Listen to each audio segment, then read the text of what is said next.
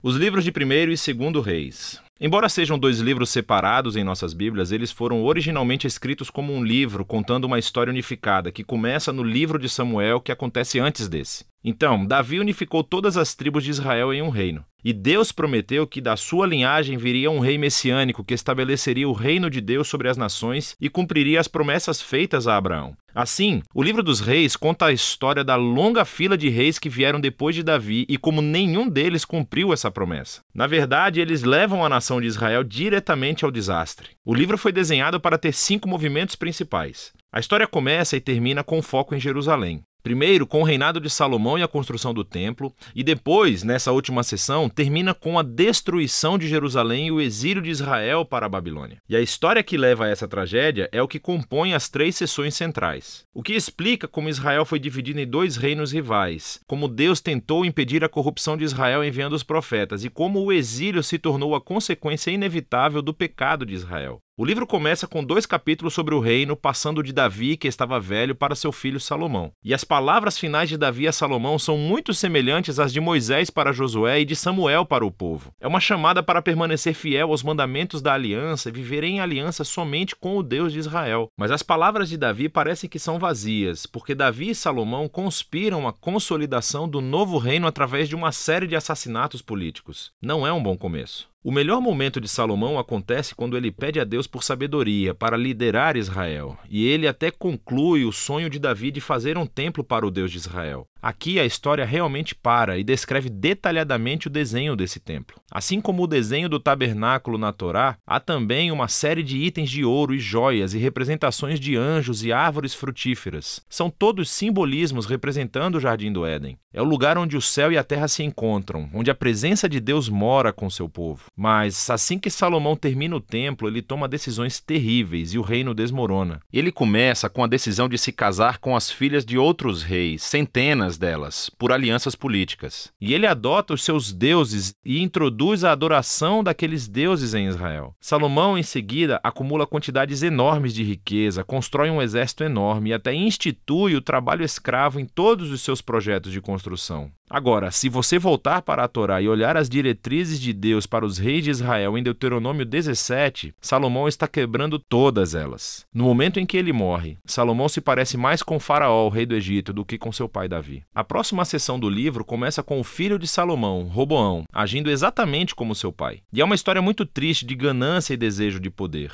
Ele tenta aumentar os impostos para o trabalho escravo. E sob a liderança de Jeroboão, as tribos do norte rejeitam essa ideia, rebelam-se e se separam e formam seu próprio reino rival. Agora, na história, você tem o reino do sul, Judá, centrado em Jerusalém, com os reis da linhagem de Davi. E esse novo reino do norte, chamado Israel, cuja capital, eventualmente, será Samaria. Jeroboão também constrói 2 novos templos para competir com o templo de Salomão no sul. Ele coloca um bezerro de ouro em cada um para representar o Deus de Israel. A conexão com o Êxodo 32 e o bezerro de ouro é bastante explícita. A partir desse ponto, a história vai e volta de norte a sul, traçando o destino de ambos os reinos. Cada um teve cerca de 20 reis sucessivos, e à medida que o autor apresenta cada rei, ele avalia o seu reinado através de alguns critérios. Eles adoravam somente o Deus de Israel ou instituíam adoração a outros deuses? Eles confrontaram a idolatria que existia entre o povo, e eles permaneceram fiéis à aliança que fizeram com Davi ou se tornaram corruptos e injustos. E de acordo com esses critérios, o autor não encontra bons reis no norte de Israel, 0 de 20. E então, no sul de Judá, apenas 8 dos 20 recebem uma classificação positiva, o que conecta ao outro grande propósito deste livro. E esse é o de introduzir a função dos profetas, figuras-chave na história de Israel.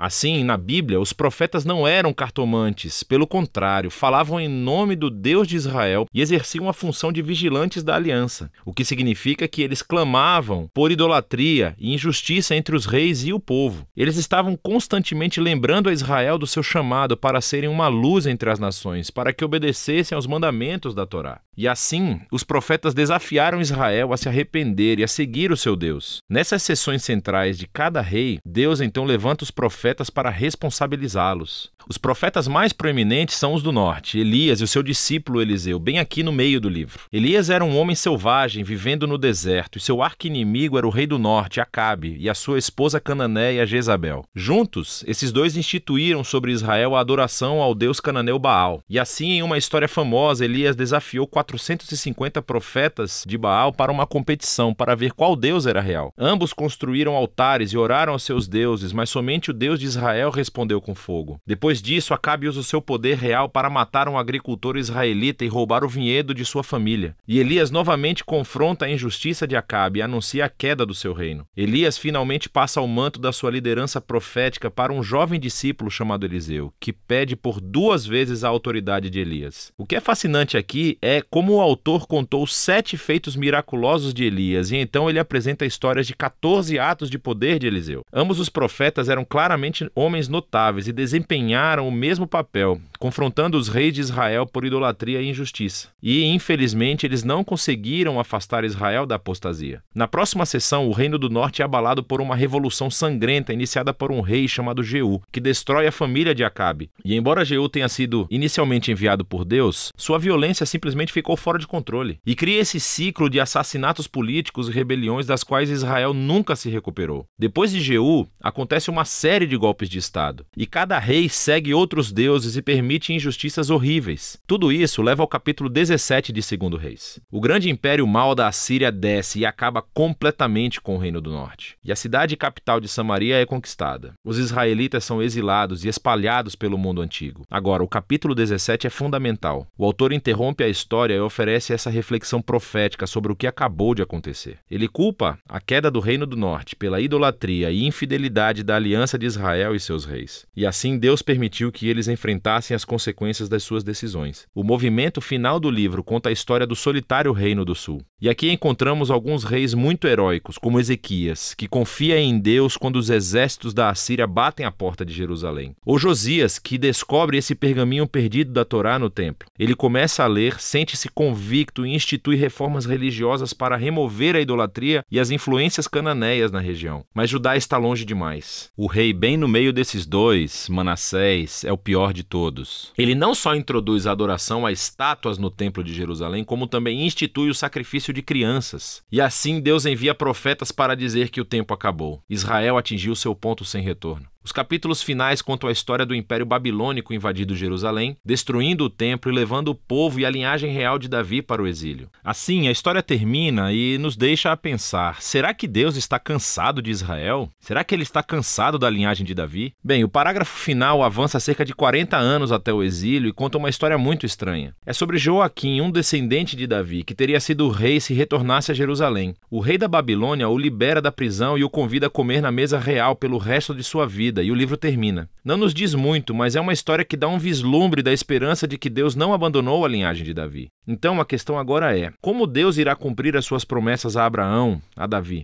Como ele vai abençoar as nações e trazer o reino messiânico? E para responder a essas perguntas, você precisa ler sobre a sabedoria nos livros proféticos. Mas por enquanto, esse é o livro dos reis.